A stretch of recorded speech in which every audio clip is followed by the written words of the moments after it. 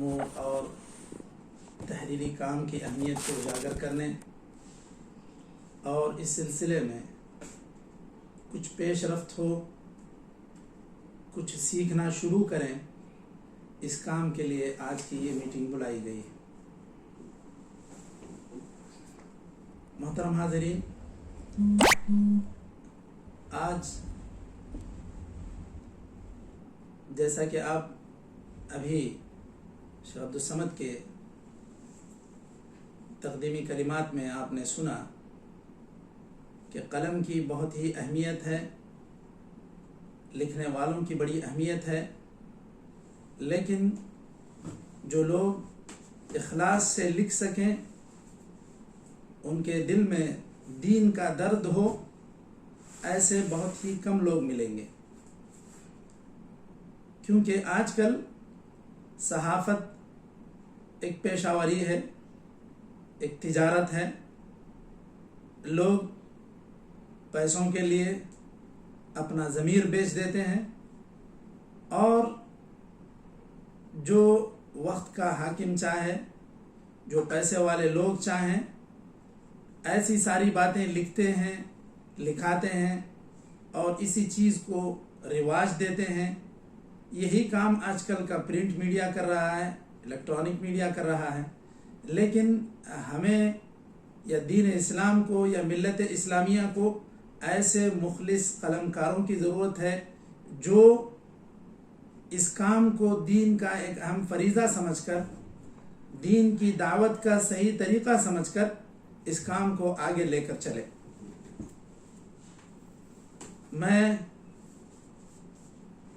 کوئی بڑا قلمکار یا بڑا مصنف نہیں ہوں، لیکن پھر بھی یہ ہمارے مشائخ کی بڑی عزت افزائی اور کرم فرمائی ہے، ذرا نوازی ہے کہ وہ مجھے اس کام کی اہمیت کو بیان کرنے کے لیے مکلف کیے ہیں، اللہ انہیں جزائے خیر دے۔ تو یہاں تحریر کی اہمیت اور اس تعلق سے دو چار منتشر باتیں میں آپ لوگوں کے سامنے رکھنا چاہتا ہوں۔ شاعر کہتا ہے: یلوح الخط فی القرطاس دہرا وکاتبہ رمیم فی التراب۔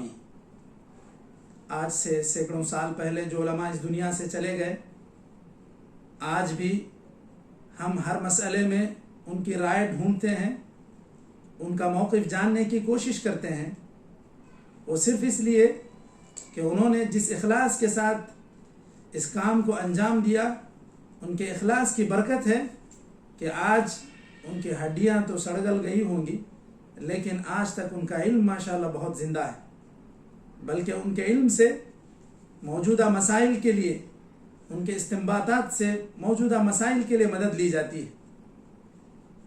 آج تک علماء دین نے تحریری میدان میں جو خدمات انجام دی ہیں، اللہ کی قسم شاید ہی کسی میدان میں کسی نے اتنی خدمات انجام دی ہوں گی۔ اور علماء دین کے ساتھ ہمیشہ سے یہ قسم پرسی رہی ہے کہ ان کی تنگ دستی، ان کی بے بسی، ان کے ساتھ حالات کی ستم ظریفی، یہ ہمیشہ سے رہے ہیں۔ آپ تھوڑا سا ہمارے اسلاف کی زندگیوں کو تھوڑا پڑھ کر دیکھیں کہ کن حالات میں ان لوگوں نے ایسی کتابیں لکھی، کن حالات میں ان لوگوں نے ایسی تصانیف چھوڑی جن کی فہرست پڑھنا آج ہمیں مشکل ہے، جن کی فہرست ہم پڑھ کر مکمل اس کی کم سے کم خواندگی بھی نہیں کر سکتے، سمجھنا تو دور کی بات ہے۔ آج ہمارے جو اسلاف نے جو کتابیں لکھی ہیں، ان کتابوں کی صرف تحقیق کے لیے لجنے بیٹھتے ہیں۔ لجنہ، کوئی لجنہ 10 اعضاء پر مشتمل ہے، کوئی 15 پر، کوئی 20 اعضاء پر مشتمل ہے، سب مل کر ایک عالم کی کتاب کی تحقیق کرتے ہیں، اور وہ بھی اس دور میں جب کہ اللہ تعالیٰ نے ہر طرح کی سہولیات دے دی، مختلف لائبریریاں ہیں، انٹرنیٹ پر موجود ہزاروں کتابیں ہیں، ہر طرح کی سہولیات ہیں۔ ایسے دور میں بھی علماء نے جو تنہا کتابیں لکھی تھیں، ان پر تحقیقیں ہوتی ہیں، کمیٹی بیٹھتی ہے، اور جو طلبہ ماجسٹر کا یا دکتورا کا رسالہ لکھتے ہیں، وہ بھی پوری کتاب کی تحقیق نہیں کرتے، بلکہ آدھے آدھے حصے کو بانٹ لیتے ہیں. 2 طالب علم مل کر ایک کتاب کی تحقیق کرتے ہیں، اس کے لیے وہ 3 سال صرف کرتے ہیں، جبکہ سلف صالحین نے اس کو کتنی کم مدت میں لکھا، اور لکھا تو اس وقت ان کے ساتھ حالات کیسے تھے. امام ابن الجوزی رحمۃ اللہ علیہ بہت بڑے مؤلف ہیں، سید الخاطر اور دیگر کچھ، تلبیس ابلیس، یہ سب مشہور کتابیں ہیں. وہ بتلاتے ہیں کہ مجھے لکھنے کا کام تو تھا ہی، ساتھ میں جو یہ ڈنٹل سے جو قلم بنائی جاتی ہے، جو قلم تراشا جاتا ہے، وہ ایک کام میرے سر ہوتا. پہلے ہمیں اس کو بیٹھ کے بنانا ہوتا، اس میں ایک کافی وقت ہمارا جاتا، پھر اس کے بعد ہمیں بیٹھ کے یکسو ہو کر لکھنا پڑتا. تو وہ کہتے ہیں کہ میں اپنے وقت کو غنیمت جاننے کے لیے یہ قلم بنانے کے کام کو ایسے وقت کے لیے مؤخر کرتا جب کوئی لوگ میرے پاس زیارت کے لیے آتے اور وہ کہتے ہیں ابتلیت بالبطالین، بہت بیکار لوگ جو غیر ضروری باتیں کرتے ہیں، ایسے لوگوں سے میرا بہت زیادہ پالا پڑا. ایسے لوگ آ جایا کرتے اور ہمارا قیمتی وقت ان کی نظر ہو جاتا، تو میں ایسے وقت میں اپنے قلم بنانے کے کام کو مؤخر کیا رہتا، اور جیسے ہی وہ لوگ آ کے بیٹھتے میں اپنی قلم بناتے جاتا اور ان لوگوں سے باتیں بھی کرتے جاتا. تو یہ وقت ان کا قلم بنانے میں گزرتا. تو قلم بنانا خود ایک کام تھا، پھر اس کے بعد اس قلم کو استعمال کرنے کی باری آتی. ایک تو قلم یہ خود بھی ان کے لیے مسئلہ بنانا، دوسرا کاغذ حالانکہ آج کے دور میں سب سے سستی چیز سمجھی جاتی ہے، لیکن علماء کرام کی ایسی تنگ دستی، اللہ اکبر، کہ ان کو یہ کاغذ بھی میسر نہ تھا. شیخ البانی رحمۃ اللہ علیہ کے تعلق سے مشہور ہے کہ وہ جن لفافوں کو، جن راشن کی دکانوں سے وہ راشن لیا کرتے تھے، وہاں کاغذ میں ڈال کر یہ ساری چیزیں دی جاتی تھی. مثلا شکر، چاول، یہ تو ہم نے ایک ماضی قریب کے دور تک بھی دیکھا کہ دکانوں میں جو چیزیں آپ کو دی جاتی تھیں وہ پیپر میں ڈال کر دی جاتی تھیں، اور وہ گھر میں آنے کے بعد آپ اپنی چیز اپنے کسی ڈبے میں ڈال لیتے یا کسی اور چیز میں محفوظ کر لیتے، اس کے بعد یہ پیپر بیکار ہو جاتا. لیکن شیخ البانی رحمۃ اللہ علیہ ایسے سارے لفافوں کو محفوظ کرتے. آج بھی جو ریسٹورنٹ جیسے میکڈونلڈس وغیرہ، یہ سارے آج تک بھی وہ لفافوں میں ہی، کاغذ کے لفافوں میں ہی وہ لوگ اپنی چیزیں گاہکوں کو بیچتے ہیں. تو یہ لفافے وہ حضرت شیخ البانی رحمۃ اللہ علیہ اس کو محفوظ رکھ لیتے اور ان پر احادیث کی تحقیق کیا کرتے تھے اور ان پر لکھ کر اس کو جمع کر کے رکھ دیا کرتے تھے. ایسے بڑے محدث، ایسے عظیم محدث جو صدیوں بعد پیدا ہوئے، ان کی تنگ دستی اور تنگ حالی یہ کہ ان کو لکھنے کے لیے ان کے پاس مواد ہے، علم ہے، تجربہ ہے، اخلاص، دینداری، یہ ساری چیزیں میسر ہیں، اس کے باوجود کاغذ ان کے لیے ایک مسئلہ بنا ہوا تھا. ایک شاگرد ان کے گھر زیارت کے لیے آتے ہیں، دیکھتے ہیں کہ یہ سارے جو راشن کے جو لفافے تھے ان پر ایسی ساری بڑی بڑی احادیث کی تحقیق لکھی ہوئی. دیکھ کر پوچھنے لگے، شیخ محترم یہ کیا ہے؟ آپ نے ایسا کیوں کیا کہ ان احادیث کی تحقیق کے لیے آپ نے ان ایسے کاغذوں کا استعمال کیا؟ تو شیخ نے کہا میں کروں کیا، میرے پاس تو اس کی استطاعت نہیں کہ میں سفید کاغذ یا گورا کاغذ میں خرید کر اس کو اس کام کے لیے میں استعمال کروں. تو یہ تنگ دستی.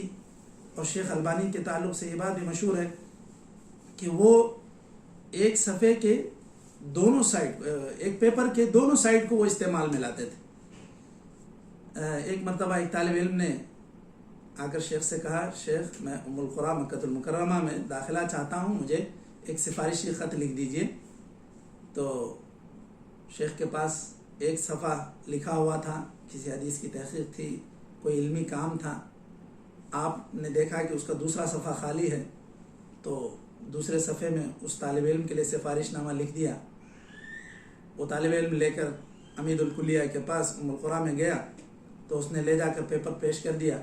وہ لینے کے وقت شاید پیپر الٹ گیا، تو امید الکلیہ نے دیکھا کہ کچھ حدیث کی تحقیق یا کوئی کام لے کر آیا ہے. امید الکلیہ پریشان ہو گئے، دیکھا، کہا کہ یہ کیا ہے بھائی، یہ کس کام کے لیے یہاں لایا؟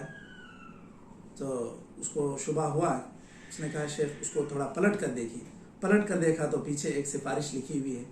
تو بتانے کا مقصد یہ ہے کہ یہ اتنے بڑے عالم ہوتے ہوئے ان کی تنگ دستی یا ان کے ساتھ جو حالات گزرے ان کے لیے کاغذ بھی صحیح طور پر میسر نہیں تھا. پھر کاغذ قلم کی بات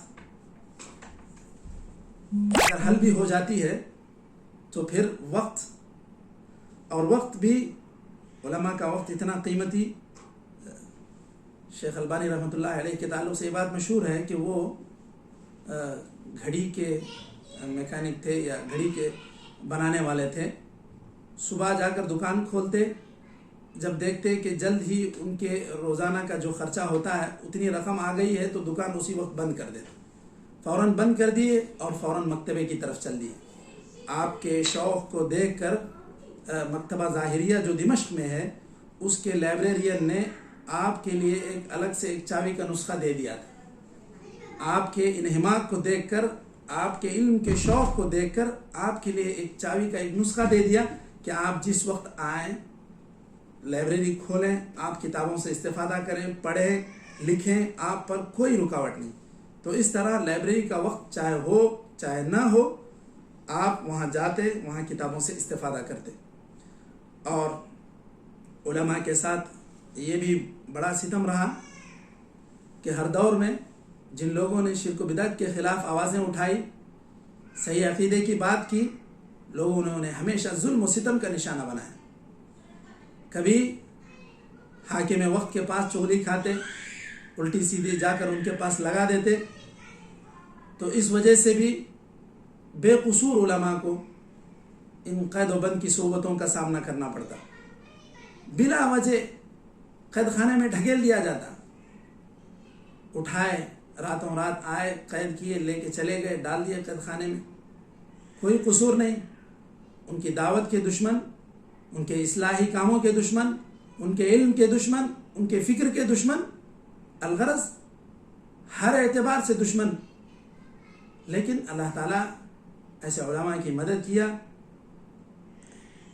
جیل میں بھی جب گئے تو وہاں ان لوگوں نے اپنے وقت کو کفِ افسوس ملنے میں یا کسی پر ملامت کرنے میں گزار نہیں دیا، بلکہ وہاں پر بھی انہوں نے بہت عظیم کارنامے انجام دیے. شیخ الاسلام ابن تیمیہ رحمۃ اللہ علیہ کے تعلق سے ابن عبد الہادی ان کے ایک مشہور شاگرد ہیں، وہ بیان کرتے ہیں کہ شیخ الاسلام ابن تیمیہ رحمۃ اللہ علیہ کے اکثر فتاوے، اکثر رسالے قید و بند کی حالتوں میں ہی لکھے گئے ہیں. ان دنوں لکھے گئے ہیں جب آپ کو لوگوں سے ملنے سے منع کر دیا گیا تھا، بلکہ قید خانے میں ایک کمرے میں الگ کر دیا گیا تھا اور آپ سے ہر چیز چھین لی جاتی تھی.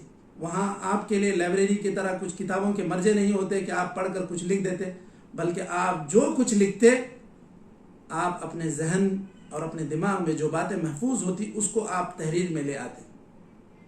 شاعر کہتا ہے، زندہ میں جو لکھی ہوئی ہیں میری ہی تحریریں ہیں، زندہ میں جو لکھی ہوئی ہیں میری ہی تحریریں ہیں، مقتل میں جو گونج رہی ہیں میری ہی تقریریں ہیں. علماء وہاں گئے تو وہاں خاموش نہیں رہے. جب موقع ملا کہ تقریر کریں، دعوت و اصلاح کا کام انجام دیں، تو وہاں انہوں نے یہ کام کیا. لوگوں نے قلم چھین لیے تو شیخ الاسلام ابن تیمیہ کے تعلق سے مشہور ہے کہ کوئلہ ملا تو انہوں نے اٹھا کر اس کو دیوار میں لکھنا شروع کر دی. دیواروں پر تحریریں آپ کی سب تھیں. تو یہ دشمنان اسلام نے علماء کرام کے ساتھ ہر دور میں کیا.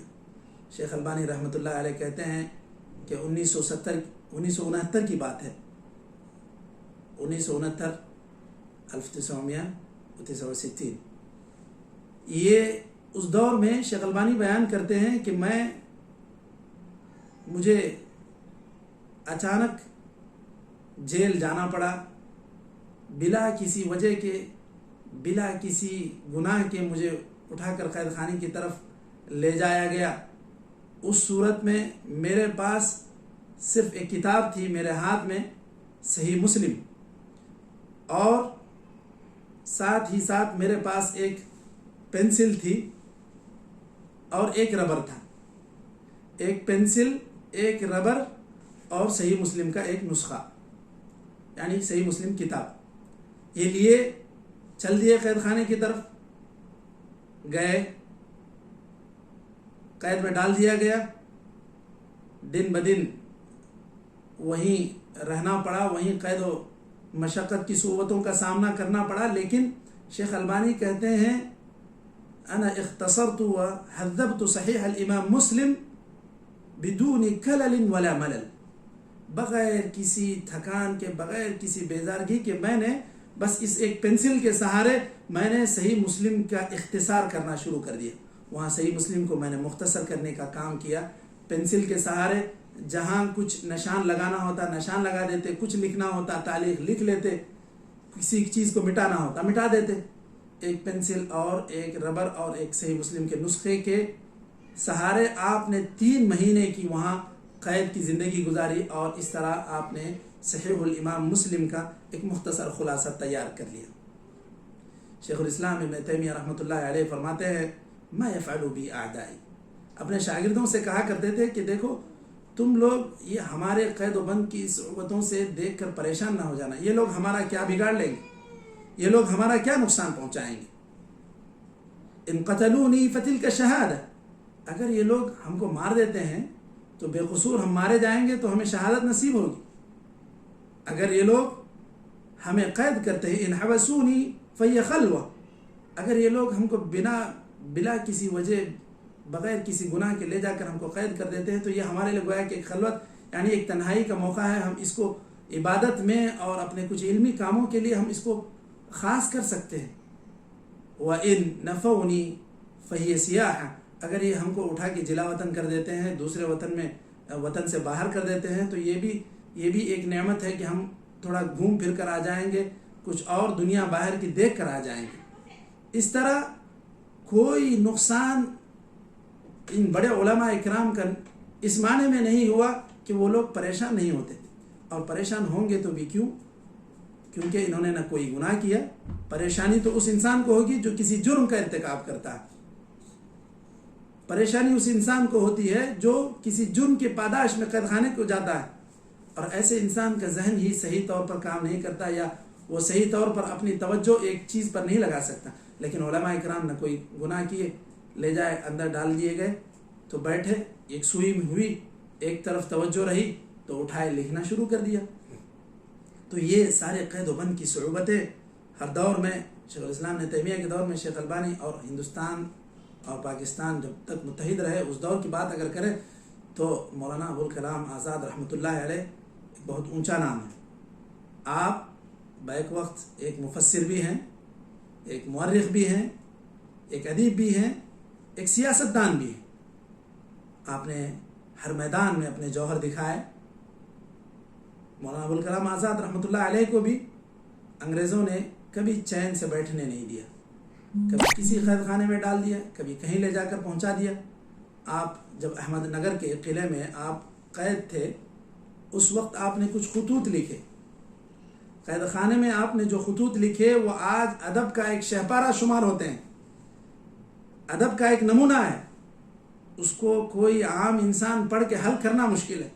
اتنے عمدہ تحریر اور اتنا ادبی لہجہ، اور اس میں جا بجا فارسی کے بھی اشعار، اردو کے اشعار، اور ایسی عمدہ تحریریں کہ وہ آج ادب کا ایک شہپارہ شمار ہوتی ہیں. اور یہ ایسی تحریریں جو قید خانے میں لکھی گئی جہاں نہ انہیں کوئی کتاب کا سہارا نہ کسی اور مرجع کا سہارا.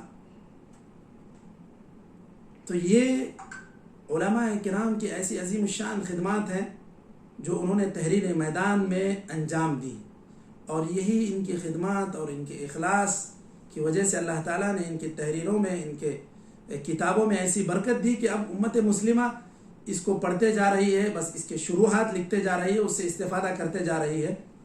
اور اللہ تعالیٰ بہتر جانتا ہے کہ یہ سلسلہ کب تک چلے گا. یہ سارے کام، یہ ساری تحریریں، یہ ایک صدقہ جاریہ ہیں ان علماء کے لیے جنہوں نے یہ خدمات انجام دی.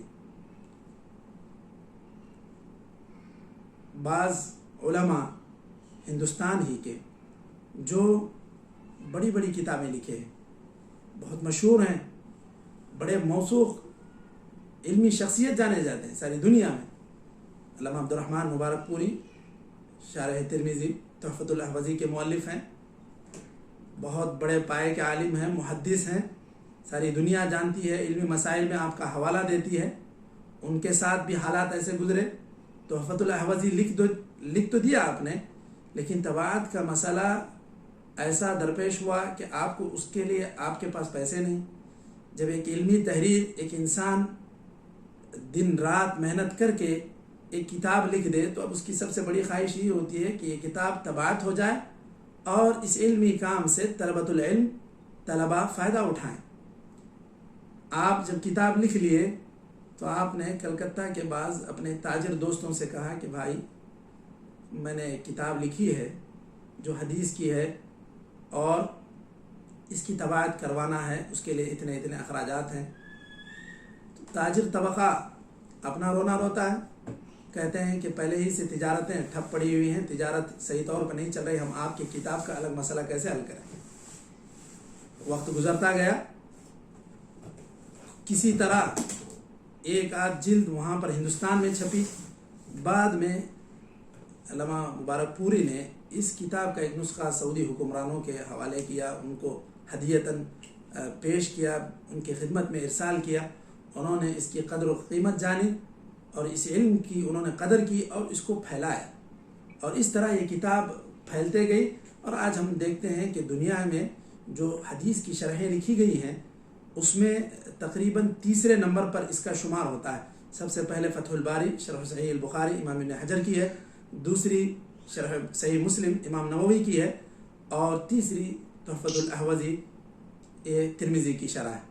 تو یہ اتنی بلند پایا کتاب اور ہندوستان جیسے ملک میں لکھی گئی، لیکن لوگ اس کی قدر کرنے والے نہیں اور لوگ اس کو جاننے والے نہیں تھے، لیکن اللہ تعالیٰ نے اس کے لیے وسائل پیدا کیے، اور آج دنیا کے 10 مکتبے سے وہ کتاب چھپ چکی ہے اور آج ساری دنیا اس سے فائدہ اٹھاتی ہے۔ اسی طرح علامہ عبید اللہ رحمانی مبارک پوری مرآۃ المفاتیح مشکات ہندوستان پاکستان میں بہت زیادہ پڑھی جانے والی کتاب ہے، اس کی شرح لکھے، اور انہوں نے اپنے خاص خرچ پر ایک کاتب کو بھی رکھا کہ اس کا خرچ اٹھایا جائے اور اس کو اس کام کے لیے مختص کیا جائے۔ آپ جو کچھ لکھتے وہ کاتب اس کی تصحیح کرتا، اس کو صحیح انداز میں لکھتا۔ آپ نے جب اس کو مکمل طور پر لکھ لیا تو آپ کے اولاد کے لیے آپ کے پاس ترکے میں چھوڑ کر جانے کے لیے کوئی بڑا سرمایہ نہیں تھا، کوئی چیز نہیں تھی جو چھوڑ کر جاتے۔ اگر آپ چاہتے تو اس علمی کتاب کے سارے حقوق اپنے اولاد کے نام محفوظ کر دیتے کہ جہاں جہاں دنیا میں کتاب چھپے گی اس کا فائدہ اپنی اولاد کو ہوگا، لیکن آپ نے ایسا نہیں کیا۔ آپ نے اس کے سارے حقوق جامعہ سلفیہ بنارس کے نام کی۔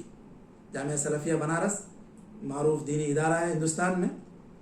آپ نے سوچا کہ میں نے جو تحریر لکھی ہے اس کا طلباء کو تو علمی فائدہ ہو، یہ ایک دینی ادارہ ہے، اس کا مادی فائدہ بھی کسی ایک دینی ادارے کے نام ہی وقف ہونا چاہیے۔ آپ نے خود لکھا اور اس کو اس کے سارے مالی حقوق کو ایک دینی ادارے کے حوالے کر دیے۔ یہ عظیم خدمات ہیں، یہ نمایاں خدمات ہیں ہمارے علماء کرام کے، جو انہوں نے اس تحریری میدان میں انجام دیے، اور یہ انشاءاللہ ان کے حق میں صدقہ جاریہ بنیں گے۔ تو یہ کچھ باتیں تھیں کہ تحریری خدمات کس طرح علماء کرام نے انجام دیں، اور اس کے لیے کتنی پاپڑ انہیں بیلنے پڑے، کتنی تکلیفیں اٹھانی پڑیں، تب جا کر یہ ان کی کتابوں کو یہ قبولیت ملی اور اتنا لوگوں کی اس قدر اس جانب توجہ ہوئی۔ یہ ساری چیزیں یہ اللہ تعالیٰ کی مہربانی ہے، اور ان کی اخلاص کی وجہ سے اللہ تعالیٰ نے ان کی تالیفات میں، ان کے مؤلفات میں یہ برکت رکھی۔ اب آئیے ایک دو باتیں میں یہ مضمون اور تحریر کی فنی باتیں بھی میں آپ لوگوں کے سامنے رکھ دینا چاہتا ہوں کہ مضمون کیسا لکھا جاتا ہے یا کیسے شروع کیا جاتا ہے۔ یہ ایک دو منتشر باتیں اس تعلق سے بھی میں رکھ دیتا ہوں۔ تو اصل میں مضمون کی اگر تعریف کی بات کریں تو یہ مضمون اصل میں ہے تحریر کا وہ ٹکڑا جس کے اندر آپ کسی موضوع سے متعلق اپنے خیالات کا اظہار کریں اور معلومات کو جمع کریں۔ ایک تو اس کے اندر گویا کہ مصنف کی رائے بھی شامل ہوتی ہے، اور ایک موضوع پر کئی معلومات کا ایک ذخیرہ آپ اس کے اندر جمع کرتے ہیں، اسی کو مضمون کہتے ہیں۔ اب اس مضمون کو لکھنے کے لیے سب سے پہلے آدمی کو عنوان کو سمجھنا چاہیے کہ یہ عنوان کیا کہتا ہے، آپ اس عنوان میں کیا بیان کرنا چاہ رہے ہیں، آپ اس کو اچھے طور سے آپ پہلے عنوان کو سمجھ جائیں۔ پھر دوسری بات، آپ کسی مضمون کو لکھنے سے پہلے اس موضوع پر لکھے گئے کم از کم 10 مضامین پڑھیں۔ 10 مؤلف جو لکھے ہیں اس موضوع پر، کوئی بھی موضوع آپ اٹھاتے ہیں، لکھتے ہیں، لکھنا چاہتے ہیں، آپ اس میں تقریباً 10 موضوعات کو پڑھیں۔ اور اگر آپ کوئی کتاب پڑھتے ہیں تو آپ یہ کوشش کریں کہ آپ کتاب کے اندر اس وقت تک داخل نہ ہوں جب تک آپ اس کا مقدمہ نہ پڑھ لیں۔ اس کا جو مقدمہ ہوتا ہے یہ اصل میں کتاب کا خلفیہ، اس کا بیک گراؤنڈ آپ کو بیان کرتا ہے کہ یہ کتاب کس پس منظر میں لکھی گئی، اس کتاب کو لکھنے کا مقصد کیا تھا۔ آپ اگر اس کتاب کے مقدمے کو پڑھ لیں گے تو آپ کو کتاب سمجھنے میں بہت آسانی ہوگی، بڑی مدد ملے گی۔ اس کے بعد آپ فہرست کی طرف رجوع ہوں کہ اس فہرست میں کیا کیا باتیں بیان کی گئی۔ ظاہر سی بات ہے ہر کتاب جو 400 300 200 صفحے کی ہو یہ آپ پوری تو نہیں پڑھ سکتے، لیکن آپ کے موضوع سے متعلق جو باتیں اس میں آپ کو مل سکتی ہیں، آپ اس کو پڑھنے کے لیے، آپ اپنے موضوع پر پہنچنے کے لیے پہلے آپ فہرست کی طرف رجوع ہوں۔ جب آپ فہرست بھی پڑھ لیں گے اور آپ اس کتاب سے اپنے موضوع کی یا اپنے عنوان کی بات آپ ڈھونڈ لیں گے تو آپ اس کو نوٹ کر لیں۔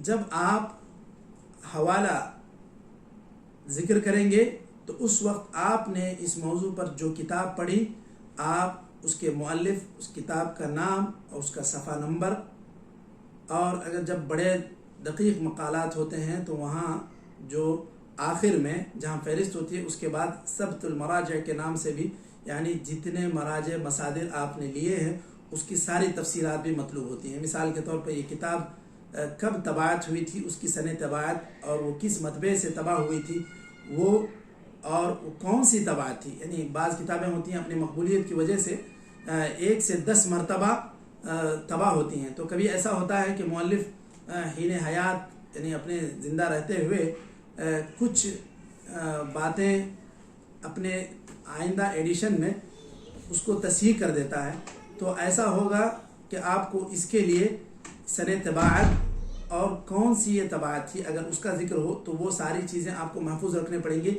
اگر آپ کوئی بڑا مقالہ لکھ رہے ہیں، جیسے آپ ایم اے کا مقالہ لکھ رہے ہیں، پی ایچ ڈی کا مقالہ لکھ رہے ہیں، اور جو بڑے مضامین یا جو زیادہ تفصیل طلب مضامین ہوتے ہیں اس میں یہ ساری چیزیں بھی ذکر کرنی ہوتی ہیں، تو آپ جہاں جہاں اپنے موضوع کی بات پڑھیں، آپ اس میں سے آپ کے جو کام کی بات ہے، آپ کے جو ضرورت کی بات ہے، آپ اس کو اچھی طرح نقل کر لیں اور پورے حوالے کے ساتھ اس کو محفوظ رکھیں ایک کتاب میں یا ایک دفتر میں۔ پھر جب آپ مضمون شروع کریں تو اس کے 3 حصے ہوتے ہیں۔ ایک ہوتا ہے اس کا افتتاحیہ، اور ایک ہوتا ہے اس کا نفس مضمون، یعنی آپ جس موضوع پر آپ بات کرنے جا رہے ہیں وہ، اور ایک ہوتا ہے اس کا اختتام یا اختتامیہ۔ آپ تمہید میں یا افتتاحی جو چند سطریں لکھیں گے اسی سے لوگ آپ کے مضمون کا یا موضوع کا اندازہ لگائیں گے، اور اس کو پڑھنا ہے یا نہیں پڑھنا ہے یہ دلچسپی اسی وقت ہوگی جب آپ کا افتتاحیہ اتنا دلچسپ ہو، اتنا مہذب اور اتنا جاذب ہونا چاہیے، اتنا اٹریکٹیو ہونا چاہیے کہ لوگ پڑھنے پر مجبور ہو جائیں۔ آپ کے ابتدائی جو چند سطریں ہوں گی اس کے اندر آپ کے مضمون کا تعارف ہوگا کہ آپ اس مضمون میں کیا بات کہنا چاہتے ہیں۔ کبھی ہو سکتا ہے کہ آپ اپنا افتتاحیہ کسی مشہور مقولے سے کریں کہ کسی مشہور مؤلف کی بات ہو، کوئی مشہور حدیث ہو، یا کسی کا اقوال ذری میں سے کسی کا کوئی قول ہو، تو یہ ساری چیزیں آپ اس کو افتتاحیہ میں اتنے شاندار انداز میں ذکر کریں کہ پڑھنے والا مجبور ہو جائے۔ اتنا دلچسپ آپ کا افتتاحیہ ہونا چاہیے۔ 2-4 جو سطریں شروع میں ہوں گی وہ آپ کی تمہیدی باتیں ہوں گی، اور یہی آپ کے مضمون کا اشارہ دے گا، اور یہ آپ کے مضمون کا تعارف پیش کرے گا کہ آپ اس مضمون میں کیا باتیں پیش کرنے جا رہے ہیں۔ اس کے بعد نفس مضمون یا جو اصل موضوع کی بات ہے یا مضمون میں جو اصل باتیں آپ کہنا چاہ رہے ہیں اس کے اندر کوئی اس موضوع کی مختلف سرخیاں یعنی ذیلی عناوین، سائیڈ ہیڈنگ جس کو ہم کہہ سکتے ہیں، کہ آپ اس موضوع کی کئی باتیں آپ نمبر وار پیش کریں گے تو آپ اس میں نمبر ڈالتے جائیں اور ذکر کرتے جائیں، ہر موضوع کے ہر جانبی پہلو جو بھی اس کے سائیڈ ہیڈنگ ہوتے ہیں ان کو آپ نمبر وار ذکر کرتے جائیں تاکہ آپ کے مضمون میں وزن پیدا ہو. آپ جو بات کہہ رہے ہیں اس کے سارے پہلو اس کے اندر آ جائے. کوئی بھی آپ موضوع لکھیں، کوئی بھی آپ مضمون لکھیں. مثال کے طور پر میں ایک چھوٹی مثال جیسے میں آپ کو دے دوں، کوئی کہ آپ اگر والدین کی فرما برداری یا اس طرح کا کوئی مضمون لکھ رہے ہیں تو آپ والدین کی کیا اہمیت ہے اس زندگی میں، ہماری زندگی میں شریعت نے اس کو کس نظریے سے دیکھا، یہ کچھ افتتاحی تمہید میں آ جانی چاہیے یہ باتیں کہ والدین کیسی نعمت ہے، اس کی قدر و قیمت کون جانتا ہے، اس کی کیا اہمیت ہے. یہ 2-4 باتیں تمہید میں آ جائیں. پھر اس کے بعد آپ والدین کے لیے شریعت کن اصول کو بیان کرتی ہے، شریعت کتنا مقام والدین کو دیتی ہے، اور شریعت کی نظر میں والدین کی فرما برداری کے کیا حدود ہیں کہ کہاں تک آپ ان کی فرما برداری کریں گے.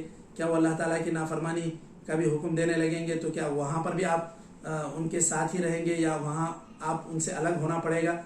یہ ساری تفصیلات اس میں آنی چاہیے. اور اسی طرح اس موضوع سے متعلق جو بہترین اشعار ذکر کیے گئے ہیں ان کا ذکر ہو. سلف صالحین نے جو والدین کی خدمت میں جو عظیم مثالیں چھوڑی ہیں ان کا ذکر ہو، اور اس کے یعنی والدین کی فرما برداری اور اس میں کوتاہی کی کیا مثالیں دور حاضر میں پائی جاتی ہیں. مثال کے طور پر آج کل جو اولڈ ایج ہوم ہے یا جو بزرگوں کے لیے جو مقر بنایا جاتا ہے، یہ سب یورپی دنیا میں یا مغربی دنیا میں ہوتا ہوگا یا یہاں پر بھی شروع ہو سکتا ہے مشرقی دنیا میں. لیکن آپ یہ سارے پہلوؤں کو ذکر کرتے جائیں تو آپ کے موضوع کو پھیلانے میں آپ کو مدد ملے گی. اور اس کے بعد نمبر آتا ہے اختتامیہ کا، کہ آپ جب کسی موضوع کو ختم کرتے ہیں تو آپ گویا کہ اس کا خلاصہ 2-4 سطروں میں آپ گویا کہ اختتام میں بیان کرتے ہیں، تاکہ جس موضوع پہ آپ نے بات شروع کی تھی اس کو سارے دلائل کی روشنی میں آپ نے گویا کہ اپنے نفس مضمون میں آپ نے ذکر کر دیا. اس کا خلاصہ آخری چند سطروں میں آ جانا چاہیے. تو یہ مضمون کی ترتیب ہوتی ہے لکھنے کی. لیکن میں آپ کو بتاؤں کہ مضمون لکھنے کا یا مضمون میں مہارت پیدا کرنے کا سب سے بنیادی اصول یہ ہے، یہ بات مشہور ہے ایک مثل کی طرح، کہ لکھنے سے لکھنا آتا ہے اور تیرنے سے تیرنا آتا ہے. تیراکی یا تیرنا یا سوئمنگ کرنا یہ کوئی فلسفہ نہیں جو صرف سمجھ کر جو ہے آدمی اس کو پار کر جائے. جب تک آدمی پانی میں نہیں کودے گا، وہاں جا کر ہاتھ پیر نہیں مارے گا، تو وہ جتنی بھی اس کے تعلق سے معلومات حاصل کریں وہ سب بے فائدہ ہے. یہ چیز اصل میں مشق سے یہ نکھرتی ہے اور اس کے اندر معیار پیدا ہوتا ہے. تو آپ کوئی بھی طالب علم لکھنا شروع کر دے، لکھتے جائے. شروع میں کچھ اس کو دشواری ہوگی، کچھ پریشانیاں لاحق ہوں گی. اسی طرح آپ دھیرے دھیرے آپ کا قلم آپ کے مضمون میں نکھار آتا جائے گا. تو اس طرح آپ کے مضمون کی اہمیت اور قدر و قیمت بڑھتی جائے گی. اس کے لیے آپ کچھ دیگر آداب کا بھی لحاظ رکھیں. مثال کے طور پر آپ کے مخالف رائے رکھنے والے انسان پر آپ کوئی رد کرتے ہیں. مثال کے طور پر کچھ لوگ ہوتے ہیں جیسے مثال کے طور پر پردے کے منکرین ہیں، چہرے کے حجاب کے منکرین ہیں. تو ایسے لوگوں پر آپ رد کرتے ہیں تو آپ اتنا آداب کا، اسلامی آداب کا خیال رکھیں کہ آپ ان کے ذاتی مسائل پر نہ الجھیں. آپ جو بات کریں شرعی دلائل کی روشنی میں کریں اور اسلامی آداب سے آپ نہ ہٹیں، ورنہ آپ کا مضمون یا آپ کی تحریر سنجیدگی سے ہٹ جائے گی. اور یہ سنجیدگی سے ہٹ جانا گویا کہ آپ خود اپنی بات کا وزن گویا کہ گرا دے رہے ہیں۔ یہ چیز آپ ضرور لحاظ رکھیں، اس چیز کا ضرور خیال کریں کہ آپ جو بات بھی لکھیں اسلامی آداب کو سامنے رکھتے ہوئے لکھیں۔ کسی پر اگر کوئی کسی مخالف نظریے میں آپ رد کرتے ہیں تب بھی اسلامی آداب کا بالکل لحاظ رہے، اور اگر آپ کوئی ایک عام سی بات اپنی پیش کرنا چاہتے ہیں تب بھی آپ اسلامی آداب کا خیال رکھیں۔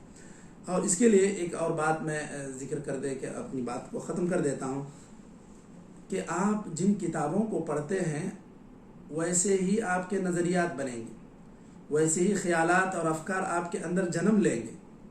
تو آپ جن باتوں کو پڑھے ہیں ایسے علماء ہونا چاہیے جو موثوق ہوں، جن کی علمی امانت پر ہمیں اطمینان ہو، جن کی فکر کے صحیح ہونے پر، سلف کے منہج پر ہونے پر ہمیں اطمینان ہو، ایسے ہی لوگوں کی کتابیں پڑھیں۔ ورنہ دنیا میں آج نہ لکھنے والے کم ہیں اور نہ اس تحریر کے ذریعے سے اپنی گمراہیاں پھیلانے والے کم ہیں۔ تو صرف پڑھنا یا لکھنا یہ کوئی ایک اندھا دھند شوق نہیں کہ آدمی جو ہے نیچے سر جھکائے کچھ بھی ملے پڑھتا جائے، بلکہ اس کے لیے آپ ان باتوں کا ضرور لحاظ رکھیں کہ آپ کن مؤلفین کی کتابیں پڑھ رہے ہیں، کن لوگوں کی کتابیں پڑھ رہے ہیں۔ آج ہر انسان یہ دعویٰ کرتا ہے کہ وہ اپنے ایک فکر میں ایک متفرد ہے یا منفرد ہے۔ اپنی انفرادی شان پیدا کرنا یہ کوئی کمال نہیں ہے۔ آپ کچھ بھی بکنے لگیں گے یا کوئی بھی ایسی غیر مہذب باتیں کرنے لگیں گے تو آج دنیا میں آپ کو فالو کرنے کے لیے یا آپ کے فالوورز بننے کے لیے بہت سارے اسٹیج ہیں۔ ہر اناپ شناپ بکنے والوں کے لیے آج فالوورز ہیں، آج لوگ مل جائیں گے، لیکن آپ جب حق بات کہہ کر آپ اپنی بات کو منوائیں گے تو یہ اصل میں معیار ہے حق کا، اور یہ حق کو پہچاننے کا، حق کو پڑھنے سمجھنے اور اس کو جاننے کا۔ تو صرف کسی کے فالوورز اتنے ہیں، اس کی تحریروں کے اتنے چاہنے والے ہیں، اس کی کتاب اتنی پھٹافٹ بکتی ہے، یہ سب بیکار کے معیار ہیں۔ ہمارے پاس جو معیار ہے سلامت المنہج، کہ آدمی کا منہج صحیح ہو۔ چونکہ ہم لوگ دینی طلباء ہیں، ہمارے لیے یہ چیز بہت ضروری ہے کہ ہم صحیح علماء کی کتابیں پڑھیں تاکہ ہماری فکر صحیح رہے، اور ایسے ہی لوگوں کے کتابوں سے ہم اپنی علمی پیاس بجھائیں، اپنے علم میں نکھار لائیں، اور اپنی تحریروں کو اس کی روشنی میں ہم لکھتے رہیں اور اپنے تحریری کام کو آگے بڑھائیں۔ تو آپ اس بات کو اچھی طرح ذہن نشین کر لیں کہ یہ ساری باتیں جو بھی ہم پڑھتے ہیں اس کا بہت زیادہ اثر ہم پر پڑتا ہے، ہماری گفتگو میں، ہماری تحریروں میں، ہماری تقریروں میں۔ تو بالکل مستند علماء کی کتابیں پڑھنا، مستند تحریریں پڑھنا، اس کا ضرور خیال کریں تاکہ ہماری تحریریں یا ہماری جو بھی کوشش ہو یہ ساری چیزیں خالصتاً لوجہ اللہ ہو، اللہ تعالیٰ کی رضا کے لیے ہوں، اور تبھی جا کر ہم ہماری تحریروں کے ذریعے سے دین کی خدمت کر سکتے ہیں، اور اللہ تعالیٰ نے یہ جو قلم کی قسم کھائی ہے اس کی اہمیت کے پیش نظر اس کا صحیح معنی میں ہم حق ادا کر سکتے ہیں۔ ورنہ صرف لکھ لینا یا لکھ کر لوگوں میں اپنی کسی بات کے ذریعے سے اپنی پہچان بنانا یہ کوئی بڑا کمال نہیں۔ ہم ہمیشہ اس بات کو سامنے رکھیں کہ یہ ہر بات جو ہم لکھتے ہیں، ہر بات جو ہم کہتے ہیں، اس کا جواب اللہ تعالیٰ کے پاس ہمیں دینا ہے۔ میں اللہ تعالیٰ سے دعا گو ہوں کہ میں نے یہ جو 2-4 منتشر باتیں آپ لوگوں کے سامنے رکھی ہیں، اللہ تعالیٰ اس کے ذریعے سے طلباء طالبات کو فائدہ پہنچائے، اور اس کے ذریعے سے خیر عام ہو۔ اس ادارے سے جو کوششیں ہو رہی ہیں یا جو اس کے ذریعے سے ہم معاشرے کی خدمت کرنا چاہ رہے ہیں، یا ذمہ داروں کا جو خواب ہے، اس کو آپ شرمندہ تعبیر کریں، آپ اس کو آگے بڑھانے میں، ان کے عزائم کو پورا کرنے میں آپ ایک اہم رول ادا کر سکتے ہیں۔ اسی لیے یہ ساری کوششیں ہو رہی ہیں، اور ہم نے دیکھا کہ آپ جو گزشتہ رمضان میں تقریری میدان میں جو کارہائے نمایاں انجام دیے ہیں، جو بہترین انداز میں آپ نے ایک دعوتی خدمت انجام دی ہے، میں دعا گو ہوں کہ اللہ تعالیٰ اس کو قبول فرمائے۔